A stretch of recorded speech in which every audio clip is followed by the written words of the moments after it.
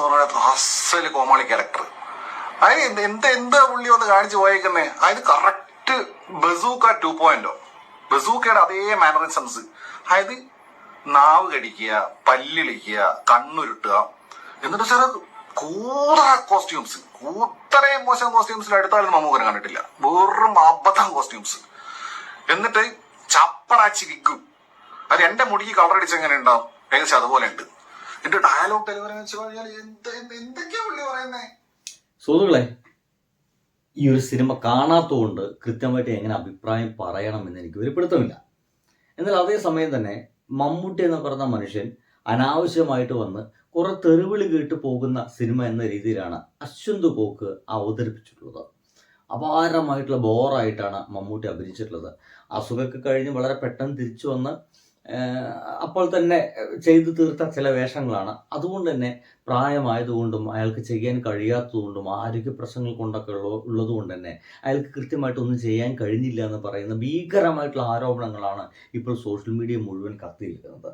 ചില ആളുകളൊക്കെ അതല്ല, ഇത് അശ്വന്ത് കോക്കിന് മാത്രമുള്ള പ്രശ്നമാണ്, അശ്വന്ത് കോക്കിന് ഇങ്ങനത്തെ ഒരു വിഷയമുണ്ട്, ഇങ്ങനത്തെ എന്തെങ്കിലുമൊക്കെ സംഗതി ഉണ്ടാക്കി കഴിഞ്ഞാൽ നേരെ അശ്വന്ത് കോക്ക് പലപ്പോഴും മമ്മൂട്ടിയുടെ നെഞ്ചത്തേക്ക് കയറാറുള്ളതാണ് എന്ന രീതിയിലുള്ള അഭിപ്രായ പ്രകടനങ്ങൾ നമ്മൾ മുമ്പിൽ കാണാറുണ്ട്. ഇന്ന് അതേസമയം തന്നെ നമ്മളെല്ലാവരും പ്രതീക്ഷിച്ചത് ഈ ഒരു കാമിയോ മാത്രമല്ല, അതിൽ മോഹൻലാൽ കൂടി ചത്താപ്പച്ച എന്ന് പറയുന്ന ആ ഒരു സിനിമയിൽ ഉണ്ട് എന്നുള്ള വർത്തമാനമൊക്കെ കേട്ടായിരുന്നു. നോക്കൂ, വേറൊരു അഭിപ്രായമാണ്.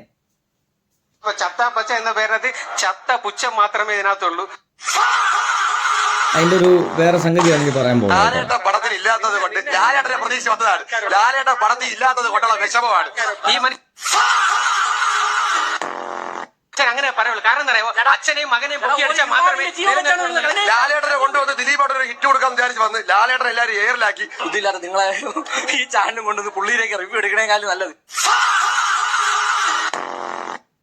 ചത്താപ്പച്ച എന്ന പേരത് ചത്ത പുച്ഛ.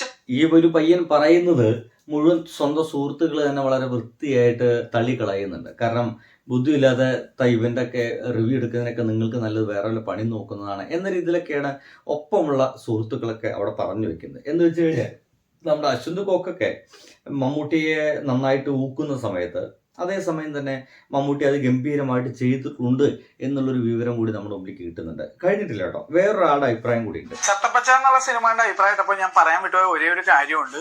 തിയേറ്ററിൽ ക്യാമിയോ വന്നപ്പോൾ നല്ല ഓളം ഉണ്ടായിരുന്നെങ്കിലും എനിക്ക് പേഴ്സണലി ക്യാമിയോ തീരെ ഇഷ്ടപ്പെട്ടിട്ടുണ്ടായിരുന്നില്ല. കാരണം വെച്ച് കഴിഞ്ഞാൽ ലുക്കായാലും ശരി, മൊത്തം ക്യാമിയോ പെർഫോമൻസ് ആയാലും ശരി, ഭയങ്കര വീക്കായിട്ടും ഭയങ്കര വയ്യാത്ത ഒരു എഫക്റ്റാണ് എനിക്ക് തോന്നിയത്. ഈ ക്യാമിയോയുടെ ആവശ്യം ഉണ്ടായിരുന്നില്ല. അത് മാത്രമാണ് എനിക്ക് സിനിമയിൽ ഇഷ്ടപ്പെടാത്തൊരു കാര്യമുള്ളത്. അത് മാറ്റി നിർത്തി കഴിഞ്ഞ് കഴിഞ്ഞാൽ ബാക്കി എല്ലാവരുടെയും പെർഫോമൻസ് സൂപ്പറായിട്ട് തോന്നി. എസ്പെഷ്യലി റോഷന്റെയും വിശാഖിന്റെയും അർജുന്റെയും അഭിനയിച്ചിരിക്കുന്ന ഓരോരുത്തരും അടിപൊളിയായിട്ട് അഭിനയിച്ചത്. Roshan was aura farming. Cameo ഭയങ്കര വീക്കായിട്ടുള്ള ഒരു വയ്യാത്ത ക്യാമിയോട്ടാണ് എനിക്ക്. എന്തായാലും ഇതാണിപ്പോ ഈ മനുഷ്യന്റെ പേര്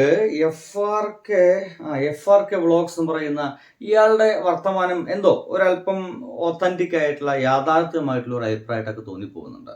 എന്ന് വെച്ച് കഴിഞ്ഞാൽ മമ്മൂക്കയുടെ ക്യാമിയോ ഭയങ്കര ബോറായിരുന്നു എന്നുള്ള വർത്തമാനമാണ്. ഇനി ഞാൻ ഇങ്ങനത്തെ ഒരു വീഡിയോ ചെയ്യുന്നത് എന്ന് വെച്ച് കഴിഞ്ഞാൽ ഞാൻ പേഴ്സണലി ആ സിനിമ കണ്ടിട്ടില്ല. കൃത്യമായിട്ടും സിനിമ കണ്ട ആളുകളൊക്കെ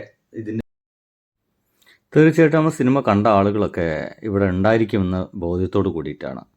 ആരെങ്കിലും ആ സിനിമ കണ്ടിട്ടുണ്ടെങ്കിൽ നിങ്ങൾക്കത് കൃത്യമായിട്ടും എന്താണ് അതിൽ സംഭവിച്ചതെന്ന് നിങ്ങൾക്ക് മനസ്സിലായിട്ടുണ്ടെങ്കിൽ ഒന്ന് ഈ വീഡിയോയ്ക്ക് കമൻ്റ് അടിക്കണം. കാരണം നമ്മൾ എത്രയോ കാലമായി കാണുന്നതാണ് അശ്വന്ത് കോക്ക് അടക്കമുള്ള ആളുകൾ നിരന്തരം മമ്മൂട്ടി എന്ന് പറയുന്ന മനുഷ്യനെ ആക്രമിക്കാൻ വേണ്ടി മാത്രം ഇറങ്ങിത്തിരിക്കുന്ന കാഴ്ചകൾ.